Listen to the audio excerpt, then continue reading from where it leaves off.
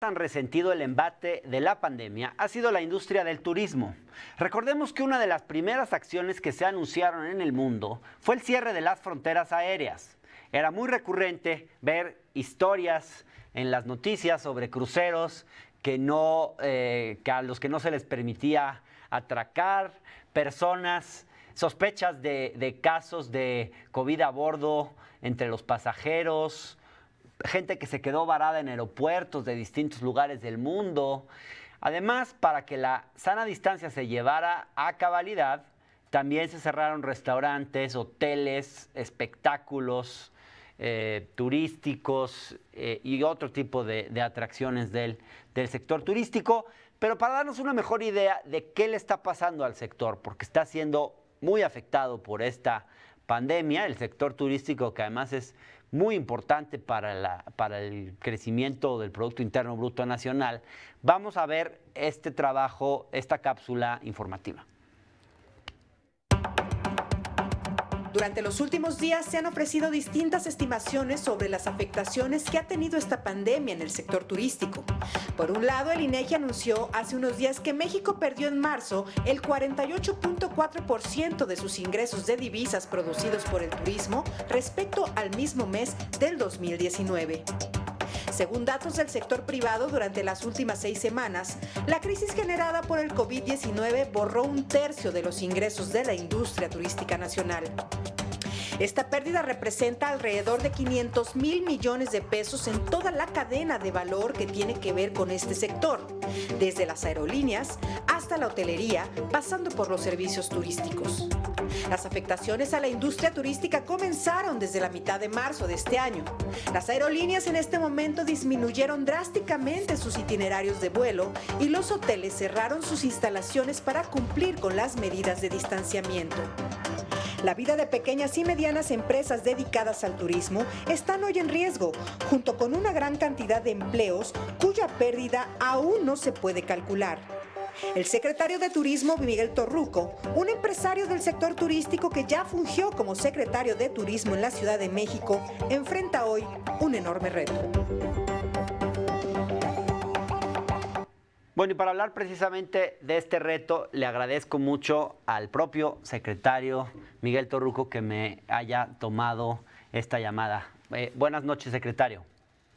Muy buenas noches, me da mucho gusto saludarte, estimado Hernán. Igualmente, Miguel. Pues ahí vimos las cifras más o menos que se han estimado entre distintas instancias oficiales, no oficiales, de lo que representaría la caída del sector en términos de divisas. ¿Tienen algún cálculo sobre lo que esto ya ha generado en materia de empleos en el sector? ¿Qué tan solidarios han sido los empresarios del sector turístico en no despedir trabajadores, por ejemplo? Creo que eso también es importante.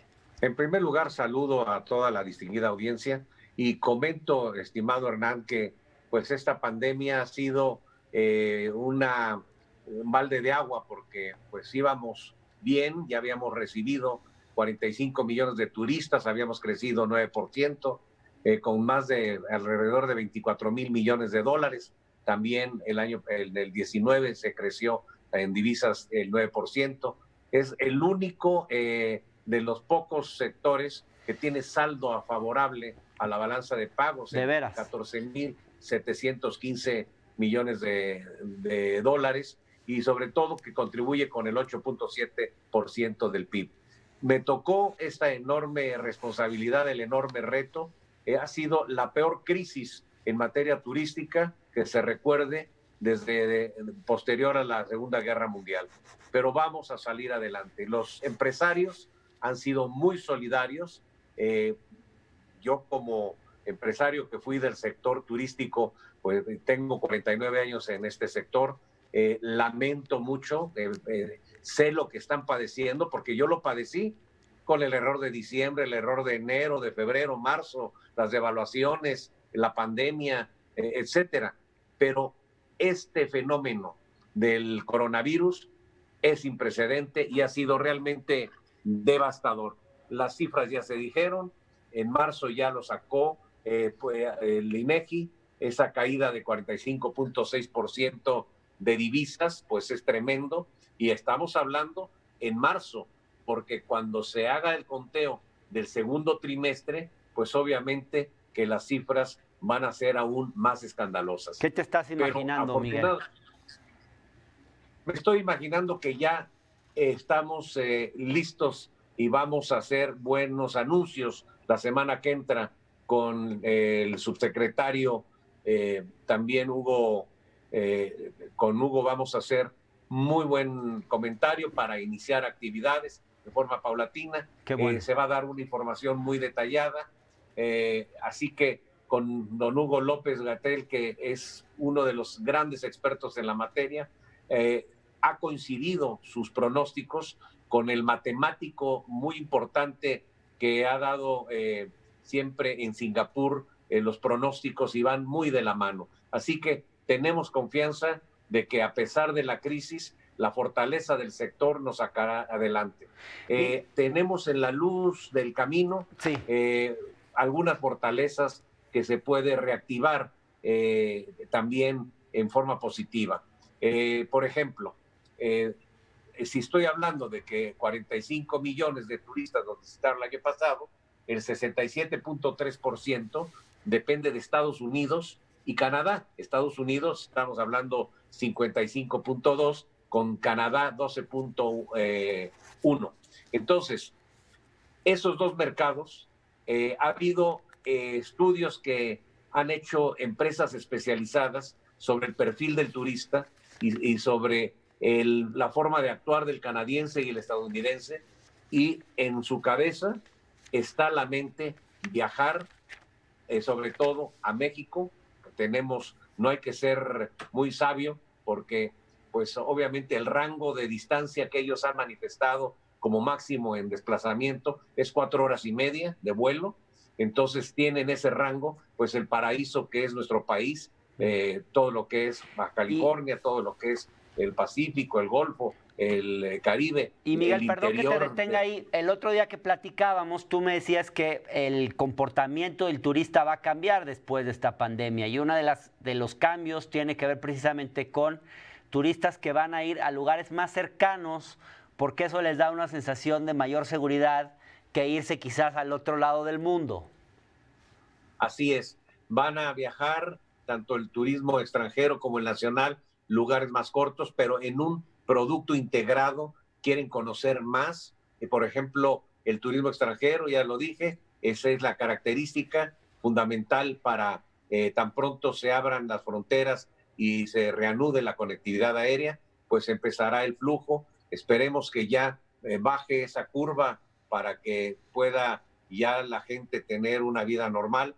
Pero como les he dicho yo a mis colegas prestadores de servicios, yo recuerdo cuando era presidente nacional de la Asociación Mexicana de Hoteles y Moteles de México, que les decía en las diferentes plazas turísticas, en las buenas y en las malas, siempre hay alguien que saca a flote el problema económico de las empresas. Es el valiosísimo turismo interno. Representa el 82,5% Wow. del consumo turístico.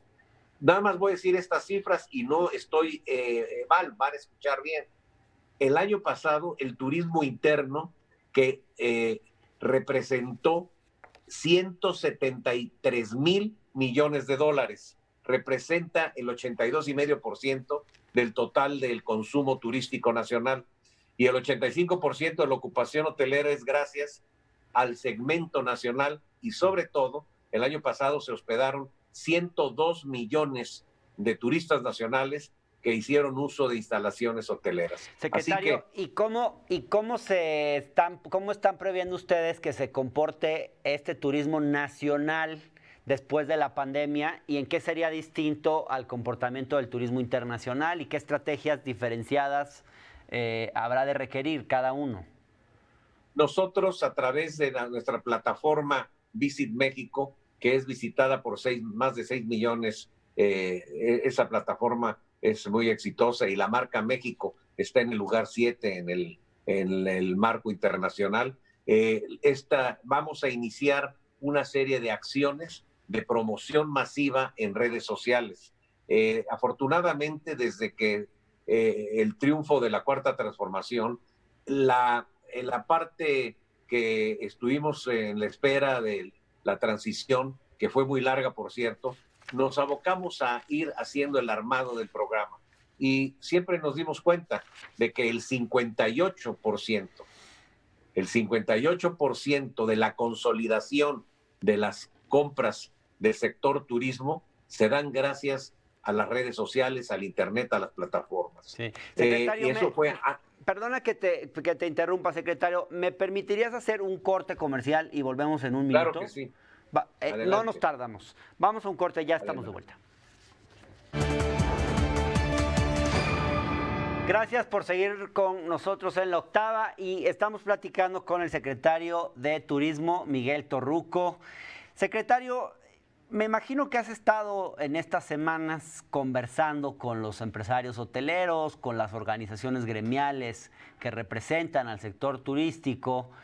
¿Qué están pidiendo? Yo tengo información, por ejemplo, de que en la reunión del Consejo Coordinador Empresarial, en las mesas estas que se organizaron, se habló del tema de cierto tipo de facilidades fiscales, sobre todo diferir el pago del ISR y del IVA, pero me imagino que la agenda es mucho más amplia.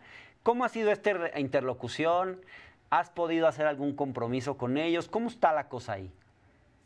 Bueno, nada más concluyo que vamos hoy en día, después de la pandemia, pues sí, el 70% de las compras se van a consolidar a través de redes sociales. Así que ustedes verán, a partir de la próxima semana lanzamos ya nuestra estrategia de Piensa en México, y una vez terminado esta crisis, ¿verdad?, que se da a nivel mundial, pues México te recibe, Piensa en México, y ya hemos lanzado algunos en Estados Unidos, en Canadá, en diferentes partes del mundo. Así que... Esta es una campaña en redes sociales.